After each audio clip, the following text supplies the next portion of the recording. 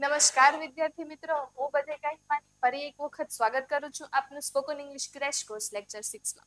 વિદ્યાર્થી મિત્રો, આજનો જે લેક્ચર છે એ ખૂબ રસપ્રદ થવાનો છે. એના તો મુખ્ય બે કારણ છે. સૌથી પહેલા તો આજના લેક્ચરમાં અમે તમારા માટે થોડી ક્વિઝ ટાઈપ લઈ આવ્યા છીએ અને અંતમાં હોમવર્ક પણ લાવીએ છીએ. અને સેકન્ડ થિંગ કે આજનો જે લેક્ચર છે એમાં તમારે ટેન્સના કે કોઈ પણ ગ્રામરના અઘરા નિયમોને ગોખવાની જરૂર નથી કે અઘરા નિયમોને યાદ રાખવાની જરૂર નથી. તો અઘરા નિયમોને યાદ રાખ્યા વગર જ આજનો જે આપણે લેક્ચર છે એ સમજવાના છીએ, જે તમારા માટે ખૂબ સરળ થશે. હવે આજે છે ને આપણે એમ ઇઝ આર જે છે હેલ્પિંગ વર્બ્સ એનો જાદુ શીખવાના છીએ.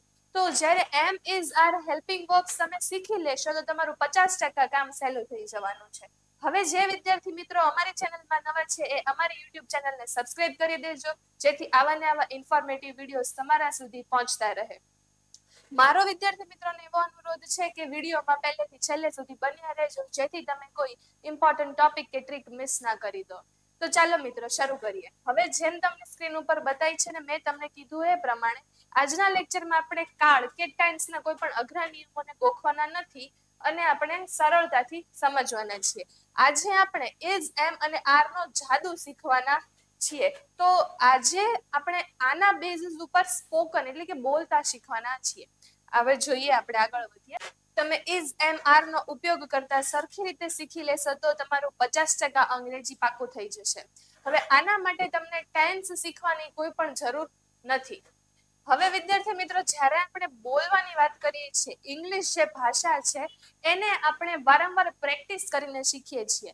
હવે તમે ગમે એટલા નિયમો કેમ નથી ભણી લેતા? હવે સમજો કે ક્રિકેટ એક ગેમ છે જેના તમને બધા જ નિયમો ખબર હોય, પણ જ્યારે તમને નિયમો ખબર છે પણ તમે જ્યારે પ્રેક્ટિસ કરો છો ત્યારે જ તમને એમાં માસ્ટરી મેળવી શકો છો. તો ઇંગ્લિશ જે ભાષા છે એના માત્ર નિયમો સમજવાથી જ તે તમને ઇંગ્લિશ આવડી નથી જતું. ઇંગ્લિશ જે છે એને શીખવા માટે, બોલવા માટે તમને પ્રેક્ટિસની પણ બહુ જ જરૂર હોય છે. તો ખાલી ને ખાલી નિયમો ઉપર વધારે ફોકસ કરવાના કરતા આપણે પ્રેક્ટિસ કરવાને વધુ ફોકસ કરશું. તો ચાલો આગળ વધતા આપણી પાસે હવે આવે છે વાક્યનું, ઇંગ્લિશ વાક્યનું મૂળ માળખું, બેઝિક સ્ટ્રક્ચર, જેને અમે વારંવાર લેક્ચરમાં કવર કરવા પાછળનું કારણ એ છે કે એક વખત નિયમ તો પાકો થઈ જવો જોઈએ, પણ એ નિયમના આધારે તમે પ્રેક્ટિસ કરતા તમારી જાતે થઈ જવા જોઈએ. હવે સૌથી પહેલા તો તમે જોઈ શકો છો કે વાક્યમાં સબ્જેક્ટ એટલે કે કરતા એટલે કે હીરો, મેં તમને અગાઉ કીધેલું એ પ્રમાણે. હવે સબ્જેક્ટ જે છે એ થઈ ગયો આપણું કરતા. હવે હેલ્પિંગ વર્બ જે છે એ સમય શું છે એ દર્શાવે છે. આપણે એમ ઇઝ આર જે હેલ્પિંગ વર્બ છે એના વિશે આજે શીખવાના છીએ. અને શું થાય છે એ આપણને કહે છે ઓબ્જેક્ટ. હવે વર્બ જે છે એની 2 ટાઈપ્સ પડે છે.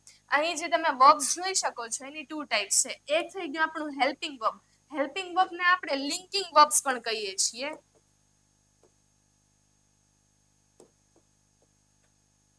હવે જે હેલ્પિંગ વર્બ અથવા તો લિંકિંગ વર્બ એ આપણને શેના વિશે સમજાવે છે? આપણને ટાઈમના વિશે સમજાવે છે. એટલે કે કઈ વસ્તુ જે છે એ કઈ ઘટના છે એ ક્યારે ઘટિત થઈ છે એ આપણને હેલ્પિંગ વર્બ કે લિંકિંગ વર્બ સમજાવે છે. હવે જે વર્બની સેકન્ડ ટાઈપ થઈ ગઈ એ આપણી પાસે થઈ જાય છે મેઇન વર્બ. હવે જે મેઇન વર્બ છે એ આપણને એક્શન બતાવે છે. મેઇન વર્બ આપણને શું બતાવે છે? એક્શન. કે કોઈ કર્મ છે એ ક્યારે થાય છે એ આપણને મેઇન વર્બ બતાવે છે. તો જે વર્બ છે એની 2 ટાઈપ્સ છે. એક હેલ્પિંગ વર્બ અથવા તો લિંકિંગ વર્બ અને એક થઈ ગયું મેઇન વર્બ. જે હેલ્પિંગ વર્બ અને લિંકિંગ વર્બ છે એ am, is, are, was, were, shall, will એ બધા થાય છે. હવે જ્યારે પાસ્ટ ટેન્સ નું સેન્ટેન્સ બનાવતા હોઈએ ત્યારે આપણે as a helping verb was અને વેર નો યુઝ કરીએ છીએ. જ્યારે પ્રેઝન્ટ ટેન્સ નું સેન્ટેન્સ હોય ત્યારે એઝ અ હેલ્પિંગ વર્બ આપણે ઇઝ, એમ, આર નો યુઝ કરીએ છીએ. અને જ્યારે ફ્યુચર ટેન્સ નું સેન્ટેન્સ હોય ત્યારે એઝ અ હેલ્પિંગ વર્બ આપણે વિલ અને શેલ નો યુઝ કરતા હોઈએ છીએ. તો જે સેન્ટેન્સની ફોર્મ્યુલા છે એ subject plus verb plus object એટલે S plus V plus O થશે. હવે તમે જોઈ શકો છો કે ઇઝ, એમ અને આર જે વર્તમાન કાળ માટે મુખ્ય 3 હેલ્પિંગ વર્બ તરીકે ઉપયોગ થતા હોય છે. હવે છે, જ્યારે ઇઝ જે શબ્દ છે એનો અર્થ થાય છે અને જે એકલા એટલે સિંગ્યુલર માટે યુઝ થતો હોય છે. હવે એમ નો અર્થ થાય છે છું, જે માત્ર હું માટે યુઝ થાય છે ને જે ઓનલી આઈ માટે યુઝ થતું હોય છે. હવે થઈ ગયું આપણી પાસે આર. હવે આર જે છે એ છીએ અને છે જે એક કરતા વધુ એટલે કે પ્લુરલ વસ્તુઓ માટે યુઝ થતું હોય છે. હવે આપણી પાસે આવી જાય છે એક ટેબલ, જેમાં તમે જોઈ શકો છો જ્યારે સબ્જેક્ટના રૂપમાં આઈ હોય અને એઝ અ હેલ્પિંગ વર્બ આપણે ત્યારે યુઝ કરશું એમ, તો વાક્ય જે છે એ આવી રીતે ગુજરાતી એનો અર્થ થાય છે કે હું છું. જેમ કે હું તમને એક ઉદાહરણ આપું કે આઈ એમ અ ટીચર, હું ટીચર છું. હવે જ્યારે હી શી ઇટ અથવા તો કોઈ નામ હોય ત્યારે એની સાથે હેલ્પિંગ વર્બમાં આપણે ઇઝ નો યુઝ કરતા હોઈએ છીએ, જેનો અર્થ થાય છે તે છે. પછી વી યુ અને ધે જ્યારે હોય ત્યારે આપણે એની સાથે હેલ્પિંગ વર્બમાં આર એટલે આપણે, તમે, તેઓ, છીએ કે છે, આ એનો અર્થ થતો હોય છે. હવે વી યુ અને ધે જે છે એ બહુવચનમાં છે, પ્લુરલ ફોર્મમાં છે, એ તમારે ખાસ યાદ રાખવું. હવે તમે આગળ વધતા જોઈએ કે અંગ્રેજીમાં ઇઝ, એમ અને આર ના માત્ર બે જ ઉપયોગ છે, બેઝિકલી ટુ જ એના યુઝીસ છે. હવે જ્યારે સૌથી પહેલો જે પ્રકાર છે એ નો એક્શન, જ્યારે કોઈ પણ જાતની એક્શન કે ક્રિયા ન થતી હોય ત્યારે, જેમ કે જ્યારે કોઈ ક્રિયા ન થતી હોય, ફક્ત સ્થિતિ કે ઓળખ બતાવવા માટે આપણે યુઝ કરીએ છીએ ઇઝ, એમ, આર. પછી જ્યારે બીજો પ્રકાર છે કે કોઈ એક્શન થતી હોય, એક્શન નાઉ કે અત્યારે, જ્યારે અત્યારે કોઈ ક્રિયા કે કામ ચાલુ છે એના માટે ઇઝ, એમ, આર નો યુઝ કરતા હોઈએ છીએ. હવે અમે અગાઉના લેક્ચરમાં વર્બ વિશે થોડી માહિતી આપેલી છે, એ લેક્ચર જો તમે જોયો ન હોય તો તમે પ્લીઝ એને એક વખત ચેકઆઉટ કરી લેજો. હવે આગળ વધતા આપણી પાસે આવે છે સ્ટેટ ઓફ બીંગ, કે કોઈ કામ નથી થતું ત્યારે આપણે સબ્જેક્ટ પ્લસ ઇઝ, એમ અથવા તો આર પ્લસ ઓબ્જેક્ટ નો યુઝ કરીએ છીએ. હવે જેમ કે સમય, હવામાન, વ્યવસાય કે મનની સ્થિતિ બતાવવા માટે આમાં કોઈ પણ મુખ્ય ક્રિયાપદ એટલે કે મેઇન વર્બ આવતું નથી. આવી રીતે આપણે જ્યારે સમય, હવામાન, વ્યવસાય કે પછી મનની સ્થિતિ બતાવવી હોય ને ત્યારે આપણે કોઈ પણ મેઇન વર્બ એટલે કે ક્રિયાપદ, મેઇન ક્રિયાપદ નથી આવતો. હવે મેઇન વર્બ ના એક્ઝામ્પલમાં આપણે જોઈએ લાફ, ડ્રિંક, ઈટ, વોક, જમ્પ વગેરે ઘણા બધા થશે. હવે જ્યારે હું તમને કહું છું હું છું, એનો અર્થ થાય છે આઈ એમ. હવે અહીં તમારા માટે પ્રેક્ટિસ છે, જો હું ઠીક છું, આઈ એમ ફાઇન. હું મારા રૂમમાં છું, I M in my room. હું બીમાર છું, આઈ એમ સિક. હું મીટિંગમાં છું, I M in a meeting. હવે હું જે છે એની સાથે આપણે એમ નો જ યુઝ કરશું, હું એટલે કે આઈ, એ તમે અહીં જોઈ શકો છો. હવે આપણે આગળ વધીએ, તે છે એટલે હી અથવા શી, તે માટે આપણે હી અથવા શી. હવે અગાઉ અમે તમને એવું જણાવ્યું કે છોકરા માટે તે માટે હી યુઝ કરશું, છોકરી અને તે માટે શી નો યુઝ કરશું, અથવા તો ઇટ ઇઝ, ઇટ અને ઇઝ એ તમારે ઇટ જે છે તમારે ખાસ ધ્યાન રાખવું કે આપણે કોઈ વસ્તુઓ કે જે નિર્જીવ વસ્તુ છે, નોન લિવિંગ થિંગ માટે અને એનિમલ માટે યુઝ કરતા હોઈએ છીએ. તો હવે તમે યાદ રાખો, જ્યારે આ એટલે કે ધીસ માટે આપણે શું યુઝ કરશું, ઇઝ નો યુઝ કરશું. આ ખુરશી તૂટેલી છે, ધીસ ચેર ઇઝ બ્રોકન. આકાશ ભૂરું છે, ધ સ્કાય ઇઝ બ્લુ. અત્યારે 5 વાગ્યા છે, ઇટ ઇઝ 5 o'clock. તે નવો સીવ્યો છે. એટલે કે જેને હજી કાંઈ જ્ઞાન નથી એવા છે એના માટે હી ઇઝ અ નોવિસ, કે જેને કોઈ જ્ઞાન નથી, નવ શીખ્યા છે. હવે આપણે આગળ વધતા જોઈએ, આપણી પાસે આવે છે આપણે અને તેઓ છીએ, એની માટે આપણે શું યુઝ કરીએ છીએ, આપણે માટે વી, તેઓ એટલે યુ અને ધે આર. એની સાથે આપણે કયો હેલ્પિંગ વર્બ નો યુઝ કરીએ છીએ, આર. હવે આપણે વિદ્યાર્થી છીએ, વી આર સ્ટુડન્ટ્સ. તમે મારા ભાઈઓ છો, યુ આર માય બ્રધર. તેઓ અજાણ્યા છે, ધે આર સ્ટ્રેન્જર્સ. તમને ગેરસમજ છે, યુ આર મિસ્ટેકન. હવે જ્યારે કોઈ એક્શન થતી હોય અત્યાર માટે, ચાલુ થયેલી સ્થિતિ માટે આપણે શું યુઝ કરીએ છીએ, તો એનું જે સેન્ટેન્સ છે એનું સ્ટ્રક્ચર કંઈક આ પ્રમાણે છે. સેન્ટેન્સના શરૂઆતમાં subject plus is, am or are, આ ત્રણમાંથી કોઈ પણ એક. પછી આવશે આપણી પાસે વર્બ, અને વર્બ જે હશે એની સાથે આઈએનજી લાગશે. જે કોઈ મેઇન વર્બ હશે એની સાથે આઈએનજી લાગશે, અને લાસ્ટમાં આવશે આપણું ઓબ્જેક્ટ. હવે અહીંયા તમને નિયમ યાદ રાખવાનો છે, જ્યારે પણ કોઈ કામ અત્યારે ચાલુ હોય એના માટે આપણે જે મેઇન વર્બ હશે એની પાછળ હંમેશા આઈએનજી લગાવશું. એ તમારે ખાસ ધ્યાનમાં રાખવું. હવે આપણે આગળ વધતા જે પાર્ટ 2 છે એ જોઈએ. હું અત્યારે કરી રહ્યો છું એના માટે I M plus action plus ING. જેમ કે એક એક્ઝામ્પલ આપું કે આઈ એમ ટીચિંગ યુ. ટીચિંગ ઈ જે છે એ સમજાવવું, શીખવાડવું ક્રિયા થઈ. મેઇન વર્બ ની પાછળ મેં આઈએનજી નો યુઝ કર્યો. અહીં તમને ઉદાહરણ આપીએ છે એ પ્રમાણે હું અંગ્રેજી ચોપડી વાંચી રહ્યો છું.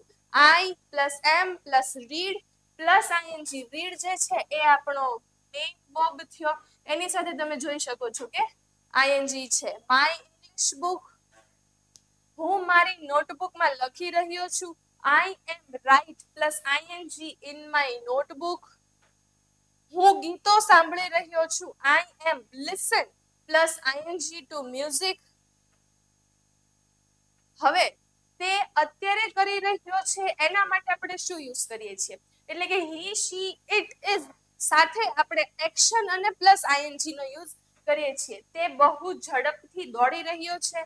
હી પ્લસ ઇઝ પ્લસ રન અને plus ING running very fast. મારી મમ્મી જમવાનું બનાવી રહી છે. My mom is plus cooking. Cook plus ING plus dinner. બહાર વરસાદ પડી રહ્યો છે. It plus is plus rain plus ING plus outside. એટલે આ પ્રમાણે સેન્ટેન્સનું સ્ટ્રક્ચર થતું હોય છે. હવે જોઈએ તેઓ અત્યારે કરી રહ્યા છે એના માટેનું જે સ્ટ્રક્ચર છે એ આવી રીતે છે. યુ ધે અને વી. યુ ધે આર અને વી માટે આપણે યુઝ કરીએ છીએ પ્લસ એક્શન પ્લસ આઈએનજી. હવે તમે બહુ સારું કામ કરી રહ્યા છો. You are doing a good job. તમે બજારમાંથી શાકભાજી ખરીદી રહ્યા છો. You are buying vegetables. પક્ષીઓ બગીચામાં ચહચહાવી રહ્યા છે. The birds are chirping in the garden. તફાવત જ્યારે આપણે સમજીએ, ડિફરન્સ સમજીએ, જ્યારે કોઈ પણ એક્શન નો થતી હોય અને કોઈ એક્શન થતી હોય ચાલુ ક્રિયા ની વચ્ચેનો ડિફરન્સ સમજવી જોઈએ.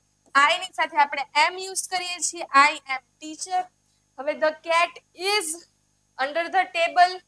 હવે જ્યારે એક્શન ચાલુ હોય અને આઈ ની સાથે આપણે એમ નો જ યુઝ કરીએ છીએ. ટીચ જે છે એ આપણો વર્બ થઈ ગયો અને પ્લસ આઈએનજી કરીએ છીએ. અહીંયા વર્બ ની સાથે આઈએનજી નથી યુઝ કરતા અને અહીંયા કોઈ પણ મેઇન વર્બ આવતો નથી. અહીંયા ખાલી હેલ્પિંગ વર્બ આવે છે. અહીંયા મેઇન વર્બ આવે છે અને એના પછી આપણે આઈએનજી નો યુઝ કરીએ છીએ. The cat is sleeping. બિલાડી સૂઈ રહી છે. ઓકે. જ્યારે આપણે રસ્તામાં હોઈએ ત્યારે આપણે શું કહીએ છીએ? આઈ એમ કમિંગ ના બદલે આપણે શું કહી શકીએ? આઈ એમ ઓન ધ વે. એટલે કે હું રસ્તામાં છું. હવે મોડર્ન ઇંગ્લિશમાં પીવા ડ્રિંકિંગ કે ખાવા ઈટિંગ ની જગ્યાએ હેવિંગ વપરાય છે. મોડર્ન ઇંગ્લિશમાં I am having a glass of water. હું પાણીનો ગ્લાસ પી રહી છું એના માટે I am having a glass of water. તમે પી રહ્યા હો તો you are having a glass of water. હવે દાંત સાફ કરવા માટે ક્લીનિંગ નહીં પણ બ્રશિંગ વપરાય છે. એ યાદ રાખો. આઈ એમ બ્રશિંગ માય ટીથ. ક્લીનિંગ નહીં. આઈ એમ ક્લીનિંગ માય ટીથ નહીં. આઈ એમ બ્રશિંગ માય ટીથ. હવે જુઓ આ તમને પ્રેક્ટિસ આપી છે. તમે તમારી રીતે એક વખત ટ્રાય કરો પછી આપણે સોલ્વ કરશું. ઓકે. આઈ જે છે એની સાથે આપણે કયો વર્બ નો યુઝ કરશું? આપણે એમ નો યુઝ કરવાના છીએ.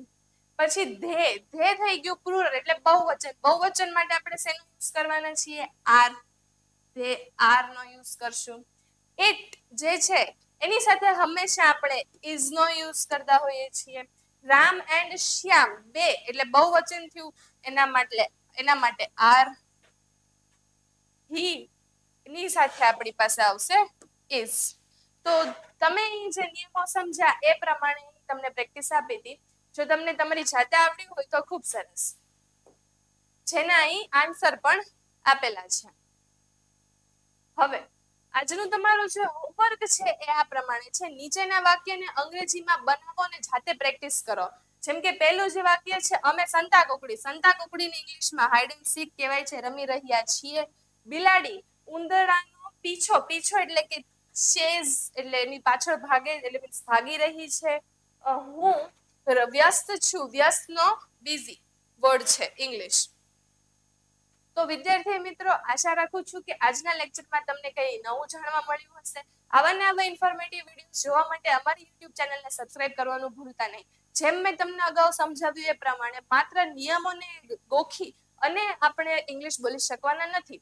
તો આજથી જ તમે પ્રેક્ટિસ ચાલુ કરો અને બોલતા ડરશો નહીં અને તમારી ઇંગ્લિશ બોલવાની યાત્રાને ચાલુ રાખો. તો થેન્ક યુ.